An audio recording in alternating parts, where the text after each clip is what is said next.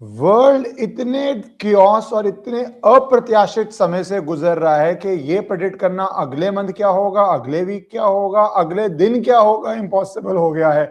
कोई प्रेसिडेंट बैठा होगा अपने देश में और उसको वेनेजुएला से उठा के यूएस ले जाया जाएगा। आराम से कोई शिप आ रहा होगा और एकदम से स्ट्रेट ऑफ हॉर्मुज ब्लॉक हो जाएगा। आप हवाई जहाज से उड़ने का सोच रहे होंगे और फ्लाइट्स कैंसिल हो जाएंगी। आप सोच रहे होंगे कि आप ये इन्वेस्टमेंट प्लानिंग करें, वो करें, और पूरी मार्केट कोलैप्स कर जाएगी। ऐसा वर्ल्ड में इतना लंबा क्योस शायद वर्ल्ड वॉर 2 के बाद ही हुआ है, जब हर चीज, जंग से लेके इकोनॉमी से लेके आपकी हेल्थ तक, सब अनसर्टन है। कोविड में हुआ था पर वो जंग नहीं थी, वो एक इकोनॉमिक इंपैक्ट था। अब जंग का भी इंपैक्ट है, इकोनॉमी का भी है, सप्लाई चेन का भी है। और इस सब के अंदर आगे क्या होने जा रहा है, हमें क्या प्रिकॉशंस लेने चाहिए, हमें क्या समझना चाहिए, हमें किस तरह इस सारे रास्ते को नेविगेट करना चाहिए, ये सब समझने के लिए, डिस्कस करने के लिए, सावधान होने के लिए मुझे बहुत खुशी है हमारे साथ जुड़ गए हैं प्रसिद्ध astrologer PVR Narasimha Rao ji. Thank you sir for joining. नमस्कार ईश्वरन जी। तो ये इतने अप्रत्याशित समय में पहले तो मैं आपका एक ब्रॉड व्यू चाहूंगा कि क्या वर्ल्ड के चार्ट में हो गया है जो हर तरफ ही फायर लगी हुई है। मैंने 2017 में एक वीडियो में कहा था कि 2019 जून से लेके 2036 नवंबर तक का जो समय है, ये बहुत ही खतरनाक समय है दुनिया के लिए। ऐसा समय है जब बड़ा बदलाव आएगा, जो 1000 साल में 2000 साल में एक बार आता है। ये ऐसा वक्त है 2019 जून से लेके 2036 नवंबर तक का वक्त। और पर्टिकुलरली इसमें 2030 और 2031 में एक वर्ल्ड वार होने की संभावना है। एक बड़ा विश्व युद्ध हो सकता है। ऐसा मत समझिए कि ये वर्ल्ड वार 2 जैसा होगा। ये फिजिकल वार भी हो सकता है, साइबर वार हो सकता है। जो भी बैंकिंग सिस्टम्स हैं, जो भी टेक्नोलॉजीज हैं, उन पे हमला हो सकता है। मगर दुनिया में बड़ा बदलाव आएगा उस युद्ध के बाद। और जो भी हम देख रहे हैं 2019 जून से लेके अब तक और आने वाले सालों में, ये सब एक एक डेवलपमेंट है 2030 के विश्व युद्ध के लिए। एक एनालॉजी देना चाहूँगा, अगर आप दूसरे विश्व युद्ध को लेंगे तो एक बड़ा पैंडेमिक हुआ था, स्पेनिश फ्लू 1918-1919 में हुआ था। उसका बराबर है, उसका इक्विवेलेंट है इस बार 2020 का जो कोविड पैंडेमिक रहा था वो। और बाद में 1930, 1930, 1929, 30, 31 उस वक्त पे एक बड़ा झटका लगा था अंतर्राष्ट्रीय आर्थिक व्यवस्था को। यूएस में ग्रेट डिप्रेशन हुआ था। उसका इक्विवेलेंट समय अभी गुजर रहा है। 2026 का जो समय है, ये उसका इक्विवेलेंट समय है। और जो 2030, 2031 में आएगा, वो इक्विवेलेंट होगा 1940 से लेकर 1945 तक जो एक्चुअल विश्व युद्ध चल रहा था, उसका इक्विवेलेंट 2030, 2031 में होगा। और उसके बाद कुछ साल रिकंस्ट्रक्शन के साल होंगे, क्योंकि इतना इतना विनाश होगा उस वक्त में कि सबको रिकंस्ट्रक्ट करने के लिए बहुत वक्त लगेगा। मगर मुझे ऐसा लगता है कि लेट 2030s में, जब ये पीरियड मैंने कहा था 2017 वीडियो में, ये पीरियड ख़त्म हो जाएगा, तब दुनिया में कुछ आराम मिलेगा। इसलिए मेरी प्रार्थना लोगों से यह है कि ऐसा मत समझिए कि जो भी हम देख रहे हैं ये ख़त्म हो जाएगा आने वाले महीने में या आने वाले साल में, ये ख़त्म हो जाएगा। और हम जो इक्विलिब्रियम पिछले ज़माने में था, गुजरे सालों में था, वो फिर से वापस आएगा। अनफॉर्चुनेटली ये नहीं होने वाला है और कई साल लगेंगे। रही बात एक जंग की, तो ये एक जंग खत्म हो सकता है, जंग खत्म हो सकता है और शांति का प्रस्ताव भी आ सकता है और डील बन सकता है। मगर ये समय ऐसा है कि ये जंग खत्म होने के बाद दूसरा जंग शुरू हो जाएगा।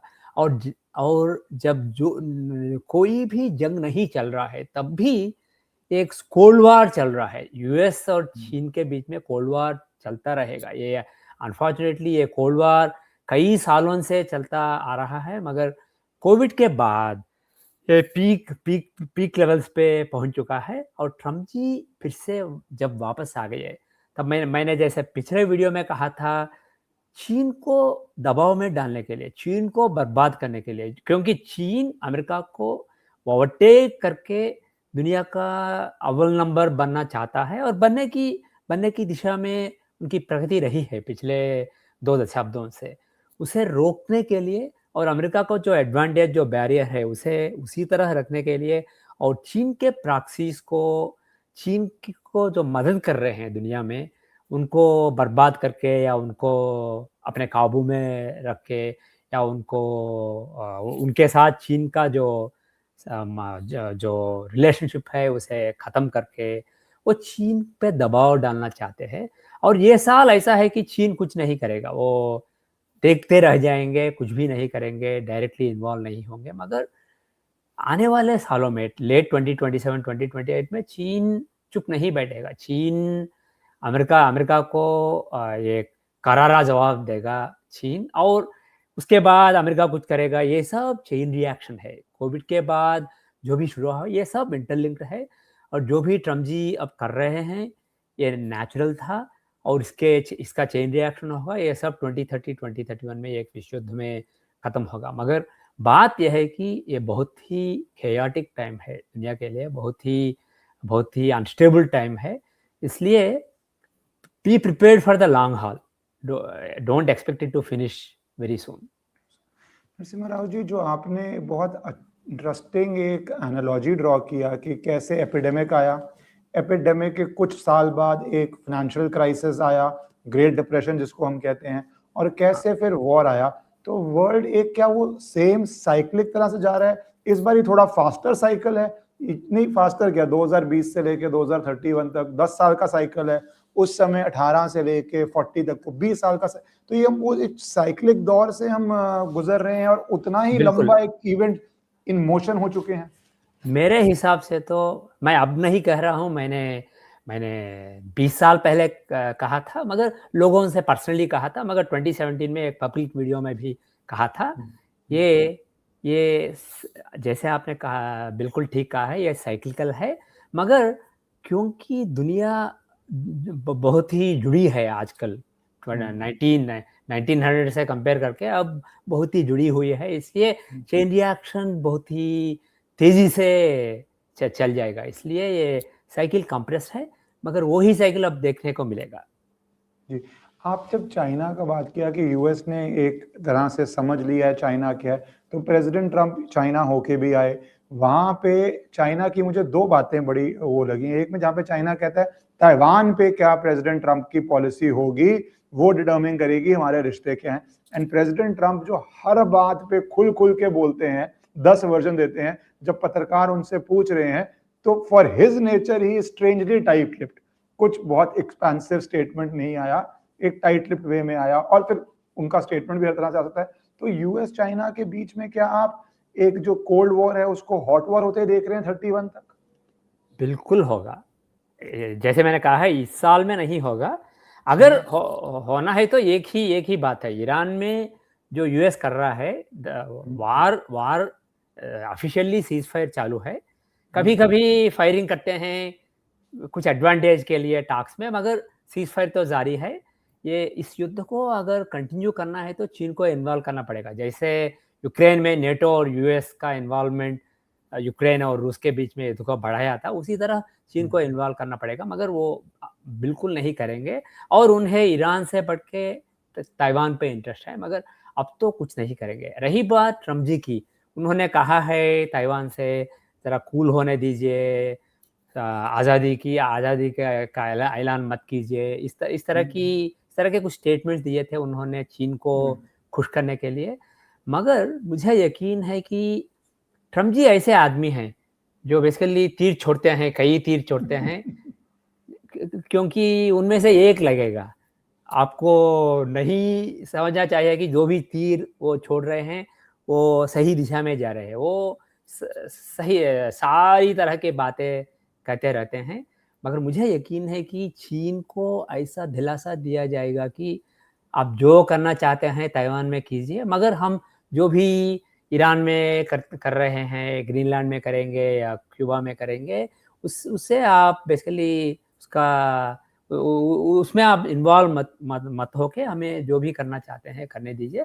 आप ताइवान में कुछ भी कर सकते हैं। मगर जब वो समय आएगा जब चीन ताइवान में कुछ करने का सोचेगा, यूएस चुप नहीं बैठेगा। ये यूएस और चीन के बीच में हार्ड वार बनने की दिशा में चल रहा है, मगर अभी नहीं, ये 2 साल 3 साल बाद आएगा, मगर डेफिनेटली 2030 2031 तक तो एक हार्ड वार चलता रहेगा भाई, यूएस और चीन के बीच में। आपने क्यूबा का नाम लिया और ग्रीनलैंड का भी लिया। ग्रीनलैंड तो लोग भूल ही गए थे एक तरह से, पर जैसे आपने कहा डोनाल्ड ट्रंप बहुत तीव्र थे, तो क्या अभी यूरोप के अंदर भी और क्यूबा के अंदर भी कुछ चेंजेस आ सकते हैं? क्योंकि हम यूरोप पे इतना फोकस नहीं करते, जनरली यूएस चाइना की बात करते हैं। हाँ। यूरोप में क्या होने लगा है और क्या क्यूबा पे भी कुछ हो सकता है? क्यूबा चीन और रूस का और एक प्रॉक्सी है जिसे अपने काबू में रखना चाहता है यूएस। और मुझे बिल्कुल ऐसा लगता है कि जो जो बात की गई थी ये क्यूबा को लेके और ग्रीनलैंड को लेके, वो बहुत सीरियस मामला है। ये ट्रम्प जी विम्सिकली वो नहीं कह रहे थे, ये डीप स्टेट का सोचा समझा हुआ स्ट्रैटेजी था, और वो बिल्कुल उसे लीक कर रहे थे। क्यूबा में कुछ होगा, क्यूबा में अगर हमला होगा या हमला के बिना क्यूबा सरेंडर कर लेगा, surrender meaning not becoming a state और समथिंग, मगर वहाँ यूएस ये अपना झंडा उतर सकता है। उस तरह यूएस के काबू में क्यूबा आएगा, हम शायद हमला के बिना। और बिल्कुल ग्रीनलैंड के बारे में तो मुझे लगता है कि कोई हमला नहीं होगा, कोई युद्ध नहीं होगा, मगर जो भी नेटो के देश हैं अभी वो कह रहे हैं कि वो हम ग्रीनलैंड को डिफेंड करेंगे, यूएस कुछ नहीं कर सकता। ये सब दिखावा है। जैसे वो कहते हैं हाथी के दांत खाने के कुछ और दिखाने के कुछ होते हैं, उसी तरह लोग कुछ कहते हैं मगर बिहाइंड द स्क्रीन बातें और चलती हैं। और मुझे पूरा यकीन है कि ग्रीनलैंड में जो यूएस को चाहिए, वहाँ के नेचुरल रिसोर्सेस पे कुछ अधिकार चाहिए यूएस को, और वहाँ एक बेस चाहिए, बड़ा मिलिट्री बेस, जो आर्कटिक में जाने वाले से शिपिंग रूट्स पे पूरा कंट्रोल रख सकता है। वो है यूएस का इंटरेस्ट। और इस इंटरेस्ट को ग्रीनलैंड के मंडेन चार्ट्स को देख के, एनुअल चार्ट्स को देख के, और क्यूबा के एनुअल चार्ट्स को देख के मुझे बिल्कुल ऐसा लगता है कि वहाँ कुछ बदलाव होगा और वहाँ यूएस का अधिकार रहेगा। अभी नहीं, शायद जुलाई के बाद यूएस का फोकस ग्रीनलैंड पे और क्यूबा पे चलेगा, और वो बिल्कुल कुछ करेंगे। और चीन डबल माइंड में होगा। अगर ग्रीनलैंड में यूएस का झंडा लग गया तो वो चीन के लिए और रूस के लिए बहुत मुश्किल की बात होगी, वहाँ के शिपिंग रूट्स पे कंट्रोल। मगर वो चुप रहेंगे क्योंकि वो समझेंगे कि पहले वो इतने शक्तिमान नहीं हैं जैसे लोग समझते हैं। वो इकोनॉमिकली उनका ग्रोथ हुआ है पिछले 2 दशाब्दों में, वो बड़े पावर बन चुके हैं, मगर मिलिटरली और लुकिंग एट ऑल फैक्टर्स इतने शक्तिमान नहीं है जैसा दिखावा रहा है पिछले कुछ सालों में। लोग समझते हैं कि चीन बहुत ही एडवांस देश हैं, वहाँ का मिलिट्री बहुत ही शक्तिमान है, मगर इसमें शायद 80% झूठ है और 20% सच है, और वो उसको एक्सपोज नहीं करना चाहते हैं, इसलिए वो अब पीछे हट जाएंगे। मगर जैसे मैंने कहा है, आने वाले 2 सालों में, 1-2 सालों में वो कुछ करेंगे यूएस को ललकारने के लिए। जब आप चीन की बात कर रहे हैं, ललकारने की बात कर रहे हैं, तो एज अ भारतीय हमारे लिए एक पिक्यूलियर सिचुएशन है कि वर्ल्ड हिस्ट्री में रेयर ही हुआ है कि 2 इकोनॉमीज जो इतनी बड़ी हो गई हों, उनकी ज्योग्राफी इतनी आसपास हो, और दोनों ओल्ड एंशिएंट सिविलाइजेशंस हैं। तो अब भारत के कॉन्टेक्स्ट में, और हमने हिस्टोरिक गलतियां भी करी हुई हैं तिब्बत के अंदर, तो अब यूएन सिक्योरिटी काउंसिल के अंदर, तो भारत के पर्सपेक्टिव से आप चीन का क्या रोल देखते हैं और भारत का क्या देखते हैं इंडिया चाइना के ऊपर? मैंने ऑलवेज मेंटेन किया है, जब यूएस ने टैरिफ्स लगाए थे भारत पर, सभी समीक्षक कह रहे थे कि अब भारत और यूएस का रिश्ता जो है वो टूट गया, भारत को ब्रिक्स के साथ रहना चाहिए। रूस भारत का अच्छा दोस्त है और चीन भी अच्छा दोस्त है, बहुत पुराने सिविलाइजेशन है। हिंदी चीनी भाई भाई जो स्लोगन नेहरू जी ने पॉपुलराइज किया था 1960s में, वो पिछले 2 सालों में फिर से वापस आ गए हैं। मैंने हमेशा मेंटेन किया है, चीन भारत का दोस्त नहीं है। चीन भारत दोस्ती का नाटक कर सकता है जैसे चीन कर रहा है, और चीन का इस्तेमाल करने के लिए कोशिश कर सकता है भारत, मगर चीन भारत का दोस्त नहीं बन सकता है आने वाले कई सालों में।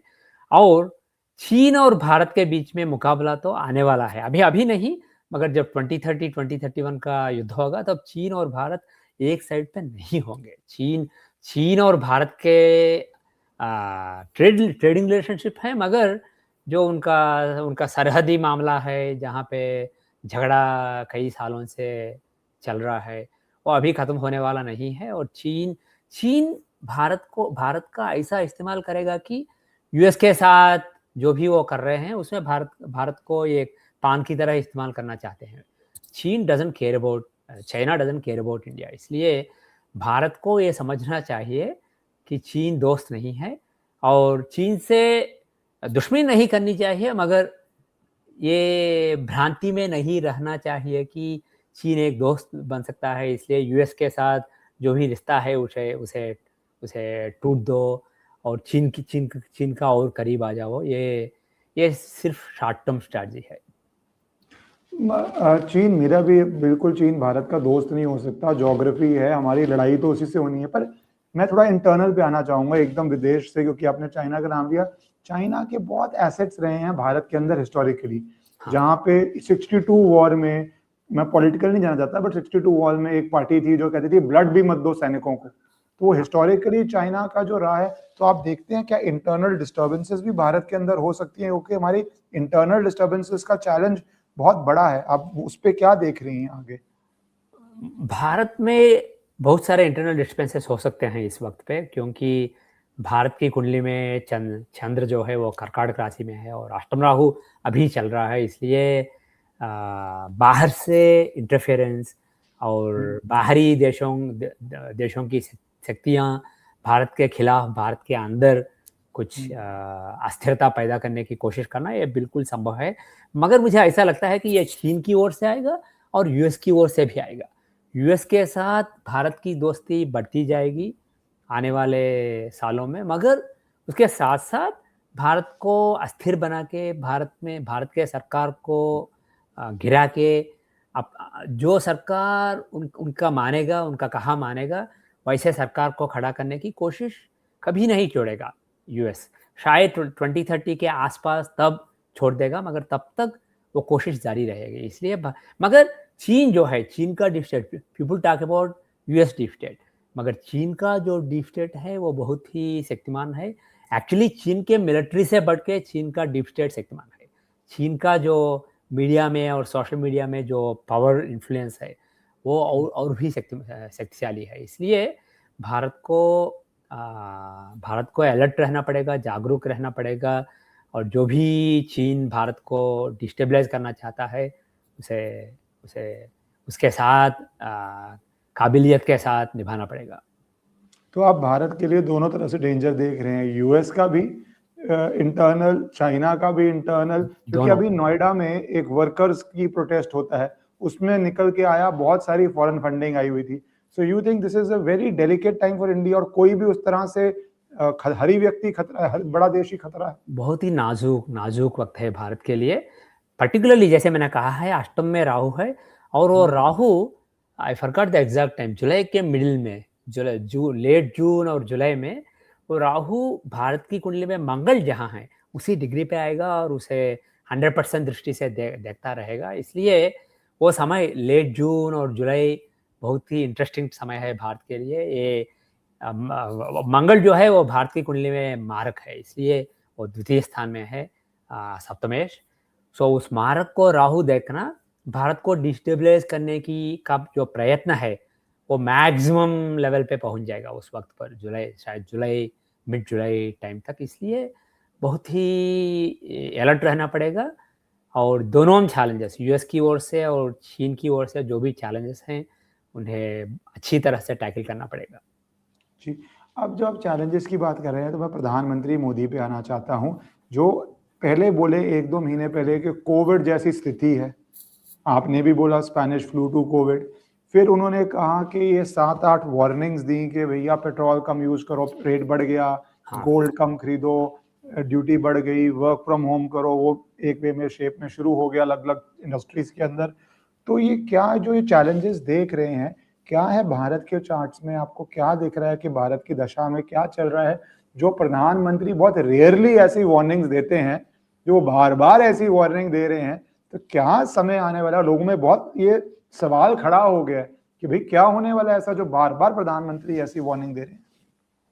मेरा बेस्ट असेसमेंट यह है कि भारत का जो चैलेंज अभी है वो बाहर से आते हुए राजनीतिक तौर पे भारत को इन्फ्लुएंस करने की कोशिश, भारत का जो सरकार है उसे गिराने की कोशिश, उस पर्सपेक्टिव से देखेंगे तो ये भारत के लिए बहुत ही खतरनाक वक्त है। मगर मेरा फाइनल असेसमेंट है कि ये सक्सेसफुल नहीं रहा, कामयाब नहीं रहेगा। मगर इसे आसान नहीं लेना चाहिए, इसे सीरियसली लेना चाहिए। मगर रही बात आर्थिक व्यवस्था की, शायद क्योंकि डॉलर डॉलर और रुपी का कन्वर्शन रेशियो देखते हैं तो डॉलर बढ़ रहा है और रुपी घट रहा है, इसलिए जो भी फॉरेक्स रिजर्व्स है भारत के पास, जो भी इंपोर्ट्स और एक्सपोर्ट्स का बैलेंस है, ये डेलिकेट बैलेंस है अभी। मगर भारत की कुंडली को, वार्षिक कुंडली को और मंडेन कुंडलियों को देख के मुझे ऐसा नहीं लगता है कि भारत के लिए कोई खतरा नहीं है आर्थिक तौर पे। दुनिया को खतरा है। अगर दुनिया की कुंडली को देखेंगे तो ये वर्ल्ड इकोनॉमी के लिए ये बहुत ही खतरनाक समय है। जैसे मैंने कहा था, ये 1929, 1930, 1931 का इक्विवेलेंट समय अभी चल रहा है, इसलिए वर्ल्ड इकोनॉमी डिस्टेबलाइज हो सकता है और उसका असर भारत पे भी पड़ सकता है। मगर अगर हम भारत को और सारी दुनिया को कंपेयर करते हैं तो भारत का एडवांटेज है, भारत का बेहतर समय है ये दुनिया से बढ़ के। इसलिए मुझे ऐसा नहीं लगता है कि भारत में कुछ होगा जो दूसरे देशों में नहीं हो रहा है। भारत में जो भी हो रहा है वो दूसरे देशों से बढ़ के रहेगा, अच्छा रहेगा। मगर बात यह है कि, और एक बात कहना चाहूँगा, मेरा एक्सपेक्टेशन यह है कि आने वाले 3 सालों में जो भी डिफेंस इक्विपमेंट है भारत में बनी हुई, वो दूसरे देशों को सप्लाई करना बढ़ेगा। जो भी इंटरनेशनल ट्रेड है, जो भी वाणिज्य है दूसरे देशों के साथ, वो बढ़ेगा। इसलिए भारत के एक्सपोर्ट्स और बढ़ने वाले हैं आने वाले 2-3 सालों में। और पर्टिकुलरली जब बात रही है रक्षा की, डिफेंस इक्विपमेंट की, इसलिए जो भी फॉरेक्स सिचुएशन है वो बिल्कुल काबू में रहेगा। जैसे पीवी नरसिम्हा राव के सरकार के पहले दिनों में हुआ था 1991 में, वो उस तरह का माहौल बिल्कुल नहीं आने वाला है भारत में। भारत का सिचुएशन बहुत अच्छा रहेगा। मगर क्योंकि सारी दुनिया इस तरह के मकाम पे है जहाँ बहुत ही इंस्टेबिलिटी रहेगा और ट्रेड डिस्टर्ब होगा, इकॉनमी डिस्टर्ब होगा, इसलिए कुछ आत्मसंयम रखना, कुछ बचा के रखना पैसा और फॉरेक्स को और बढ़ाना, ये भारत के लिए अच्छी बात है। इसलिए मेरा बेस्ट असेसमेंट यह है कि जो भी प्रधानमंत्री जी ने, नरेंद्र मोदी जी ने चेतावनी दी थी लोगों को और जो भी सलाह दी थी, वो इसलिए नहीं है कि हम आप खतरे के नोक पे खड़े हैं, मगर ये इसलिए है कि दुनिया खतरे से गुजरने वाला है। हमें हमारा जो एडवांटेज है उसे और बढ़ाना चाहिए। तब जब 2031 में वो बड़ी अस्थिरता आने वाली है, तब बड़ा युद्ध होने वाला है, तब हम अच्छे पोजीशन में रहेंगे। इसलिए जो भी हमारा अच्छा पोजीशन अभी है उसे और मजबूत बनाने के लिए ये कोशिश है, ये मेरा असेसमेंट है। लोगों को टेंस होने की ज़रूरत नहीं है कि कुछ बड़ा खतरा हो सकता है और भारत कोलैप्स हो सकता है। बिल्कुल वैसा सिचुएशन नहीं रहेगा। आपकी बात सुन के लोगों को बहुत राहत मिलेगी, क्योंकि जब से प्रधानमंत्री की मल्टीपल एडवाइजरी, वार्निंग, जो भी बोल लीजिए, क्योंकि मैं तो लाइटली बोलता हूँ मजाक में कि जो प्रधानमंत्री आज एडवाइस दे रहे हैं वो कब ऑर्डर बन जाए सरकार का उसमें बहुत टाइम नहीं लगता। It is the prime minister of the country. So और वो कुछ हो भी गए ऑर्डर्स, तो उसके अंदर जब वो बार बार कर रहे हैं तो उसमें जुड़ा हुआ है कि रुपया 96, लोग कह रहे हैं 100 तक पहुंच जाएगा। तो वो एक बड़ी इकोनॉमिक टेंशन हो रही है और लोग, आपने खुद ही कवर किया उसको, बट लोग कवर कर रहे हैं क्या 89 जैसी, 91 जैसी सिचुएशन आ रही है, जबकि इकोनॉमिकली हम बहुत स्ट्रांग है। तो वो लोगों के दिमाग में ये आ रहा है कि भाई क्या ऐसा फोर्सी हो रहा है। तो आप कुछ देख रहे हैं चार्ट्स में ऐसा कि भारत की पोजीशन का कि कुछ इतने बड़े संकट दिख रहे हैं, या एक जनरल एडवाइस है और जो आप वर्ल्ड की तरह मतलब क्या दिशा में जा रहे हैं हम? विश्व के लिए बड़ा संकट का समय है ये, बहुत ही बड़े संकट का समय है। अगर आप देखिए तो ईरान में जो सीज़फायर हुआ है, वो अभी जारी है, मगर कोई डील अभी नहीं बना है और शायद एक डील बने भी जाए, तो भी जो वहाँ से तेल गुज़रता है, उस पे कुछ रिस्ट्रिक्शंस होंगे। इसलिए जो भी अंतर्राष्ट्रीय ट्रेड चल रहा है, उसमें ओवरहेड बढ़ जाएगा। जो भी ओवरहेड रहा है पिछले सालों में, वो बढ़ जाएगा और यूएस कंट्रोल करना चाहेगा। एक एनालॉजी देना चाहूँगा, यूएस का सिचुएशन ऐसा है कि समझो एक बड़ा ज़मींदार है एक गाँव में, और एक आदमी बड़ा वेल्दी बन के उसे चैलेंज करने लगा है। उसे दबाने के लिए वो सारे गाँव को आग लगाने के लिए तैयार है और उसका जो महल है वो एक पहाड़ पे है, सो इसलिए उसे भी कुछ नष्ट पहुँचेगा, मगर उसका नष्ट लिमिटेड होगा, इसलिए वो सारे गाँव को जला के उस आदमी को बर्बाद करने के लिए तैयार है। वो परिस्थिति है अमेरिका की अभी। इसलिए जो भी अब चल रहा है, अगर शांति मिले तो भी कुछ अशांति का डेवलपमेंट होगा। इसलिए ये oil is one issue, in general trade is another issue. Basically दुनिया में ये अस्थिरता बढ़ता जाएगा आने वाले कुछ सालों में, और जब चीन भी कुछ करेगा, जैसे मैंने कहा था आने वाले 2 सालों में, तब ये अस्थिरता और बढ़ेगा। इसलिए जब बात इतनी बिगड़ी हुई है, तब उसे हैंडल करने से बेहतर है बात बिगड़ने से पहले ही उसके बारे में सोचना और उसके बारे में कुछ करना, और उसको हैंडल करने के लिए आपके जो ऑप्शंस हैं, उन ऑप्शंस को बेसिकली इंक्रीज़ करना। इसलिए मेरा बेस्ट असेसमेंट यह है कि कोई इमीडिएट खतरा नहीं है, मगर आने वाले सालों में जो भी दुनिया में होने वाला है, और शायद भारत भी कुछ करेगा। ये यूएस और चीन के कोल्ड वार और स्लोली टर्निंग इनटू हॉट वार, इसी की बात नहीं है।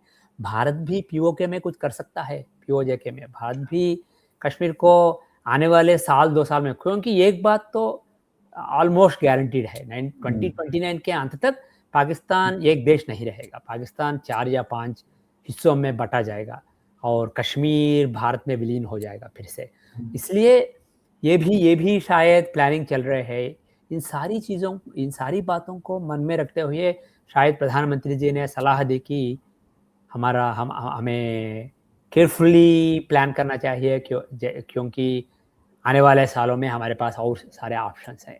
सो ये बेसिकली वर्ल्ड की जैसे वो सिचुएशन में प्रिपरेटरी स्टेप देख रहे हैं आप, इमीडिएट रेड अलार्म क्राइसिस की तरह नहीं देख रहे। पर पाकिस्तान पे आपने पहले भी कहा हुआ है मेरे पॉडकास्ट पे ही, तो आपको लग रहा है कि हम उस दिशा में पहुंच गए हैं कि अब पाकिस्तान पे ऑपरेशन सिंदूर से बड़ा होगा और डिसाइसिव होगा, इन द सेंस जैसे बांग्लादेश के समय हुआ था कि पाकिस्तान के बंटवारा होगा, डिवीजन होगा, अनडिनाइबली बड़ा काम होगा, उस तरह नहीं होगा जहां पे पीआर करके आप उसको बचा पाए। बिल्कुल मगर जो भी समय था, भारत पाकिस्तान पे फिर से कुछ हमला करके ऑपरेशन सिंदूर 2 करने के लिए अप्रैल और मई बहुत ही एडवांटेजेस समय थे इस वक्त पर हो सकता था, मगर we are at the end of the window. ये विंडो अभी क्लोज होने वाला है, इसलिए मुझे ऐसा नहीं लगता है कि अब होने वाला है, मगर आने वाले 2-3 सालों में ये बिल्कुल होगा। और मुझे एक और बात लगता है पाकिस्तान की कुंडली को देख के, और जो भी हो रहा है हमारे आंखों के सामने, उसे देख के मुझे लगता है कि पाकिस्तान को जो यूएस इस्तेमाल कर रहा है चीन के खिलाफ, Pakistan is A double agent. वो चीन का भी दोस्त है और अमेरिका का भी दोस्त बनने की कोशिश कर रहे हैं। इसलिए अमेरिका पाकिस्तान का इस्तेमाल कर रहा है चीन के खिलाफ, और ये और कुछ महीने कर सकते हैं। इसलिए शायद अभी कुछ नहीं होगा पाकिस्तान को लेके, मगर ये सब होने के बाद ईरान को लेके, चीन को लेके जो भी पाकिस्तान के साथ कर सकते हैं, वो यूएस करने के बाद पाकिस्तान को अपने हाल पे छोड़ देगा और भारत पाकिस्तान में कुछ करेगा और बिल्कुल 2029 के अंत होने तक तो ये होगा। इसलिए इन सारी बातों को ध्यान में रखते हुए जो हम पीओके को भारत में फिर से जुड़ा लेना ये आसान बात नहीं है। ये आर्टिकल 370 को हटाने से बढ़ के बड़ी बात है। वहाँ वहाँ हैंडल करना जो भी टेररिज्म है, जो भी नेटवर्क्स हैं उन्हें हैंडल करना, वहाँ डेवलपमेंट लाना, ये सब बहुत ही एक्सपेंसिव बात होगी भारत के लिए। और पॉपुलेशन को भी एडजस्ट करना नरसिम्हा राव जी, हम कई बारी पीओके की बात करते हैं without forgetting the population and demography there. इसलिए बहुत बड़े चैलेंजेस हैं। और ये एक बात है मोदी जी की कुंडली में और अमित शाह जी की कुंडली में, एक बात है कि वो अभिमन्यु तरह चक्रव्यूह में जाके फंस नहीं जाते। वो पूरा प्लानिंग करके तब जाते हैं और काम फिनिश कर देते हैं। वो लोग समझते हैं कि आप अच्छे निनाद करो, अच्छा बड़ी बातें करो, मगर वो बड़ी बातें करने से पहले जो करना है, जैसे जीत जाना है, वो सोच समझ के स्ट्रैटेजी बना के तब उसे इम्प्लीमेंट करेंगे। इससे ये बिल्कुल होगा और इसके लिए बहुत ही रिसोर्सेस लगेंगे, बहुत ही पैसा लगेगा। और अपार्ट फ्रॉम दिस जो भी दुनिया में हो रहा है, जो भी यूएस और चीन के बीच में ये कोल्ड वॉर, इसके कारण जो भी दुनिया में हो रहा है और अभी होने वाला है, इसे हैंडल करने के लिए भारत प्रिपेयर्ड है। ये बिल्कुल प्रिपरेटरी है। This is not reactive when you are in a crisis. Narasimha Rao ji, मैं लीडर्स की कुंडली पे आना चाहूंगा, पर उससे पहले मेरा एक लास्ट क्वेश्चन है, क्योंकि आपने शुरू में बोला डिफेंस को लेके, तो प्रधानमंत्री अभी ही यूएई होके आए हैं। वहां पे पूरे वेस्ट एशिया में जो आपने बोला, ईरान ने जिस तरह जंग लड़ी और यूएई को, सऊदी अरेबिया को अटैक किया और यूएस नहीं सेव कर पाया, चाहे उसकी प्रायोरिटी कुछ और थी, चाहे आयरन डोम हो, मिसाइल हो, पूरा वो वेस्ट एशिया क्राइसिस में है। और प्रधानमंत्री मोदी रेगुलरली जा रहे हैं और पहली बार ऐसा हो रहा है कि यूएई बोल रहा है इंडिया में मैं क्रूड ऑयल रिजर्व रखूंगा 30 मिलियन बैरल्स, जो इंडिया का रिजर्व बढ़ा रहा है। तो मैं डिफेंस पे ही जाना चाहता हूँ। क्या जब आप डिफेंस की बात कर रहे हैं, आप ये हमारे और यूएई का या वेस्ट एशिया में कुछ और देशों का चार्ट ऐसी अलाइनमेंट में आ रहा है कि जो कोई सोच नहीं रहा था, but India could be a major defence protector, provider, saver in the West Asian region. क्या चार्ट्स में ऐसा भी कुछ दिख रहा है आपको डिफेंस को लेके? बिल्कुल। वेस्ट एशिया में जो भी अरबिक कंट्रीज हैं, मुसलमान देश हैं, वहाँ भारत का हवा बढ़ेगा। ये एक देश एक्सेप्शन है। टर्की के साथ भारत का कुछ नहीं बनेगा, मगर ये यूएई, कतार, ये जो देश हैं, वो उनके साथ भारत का रिश्ता जो है वो बढ़ेगा आने वाले सालों में। और भारत डिफेंस सप्लायर भी बन सकता है। और सिर्फ उन्हीं को नहीं, मगर कुछ अफ्रीका के देशों को, कुछ ईस्टर्न एशिया के देशों को भारत डिफेंस टेक्नोलॉजी सप्लाई करेगा आने वाले सालों में। 2030 आने तक ये बहुत सारे देश भारत के टेक्नोलॉजी में इंटरेस्टेड रहेंगे। और जो भी ऑपरेशन सिंदूर था, वो बहुत अच्छा ट्रेलर और ऐड था भारत के लिए। और जो भी आने वाले सालों में होने वाला है, वो बहुत अच्छा ऐड बनेगा भारत के लिए। इससे भारत का हवा बढ़ेगा दुनिया में। रही बात अफ्रीका में भी आपने डाल दिया था। अफ्रीकन देशों में भी सुरक्षा की बात लोगों के मन में रहेगी और भारत का टेक्नोलॉजी एक अच्छा ऑप्शन रहेगा उनके लिए अफ्रीका में भी। और शायद कुछ यूरोप के देश भी भारत से खरीद सकते हैं। वो तो आप मैसिव एक डिफेंस में इंक्रीज देख रहे हैं कि beyond region, not only one region. बिल्कुल मुझे दिखता है इस आने वाले 2-3 सालों में।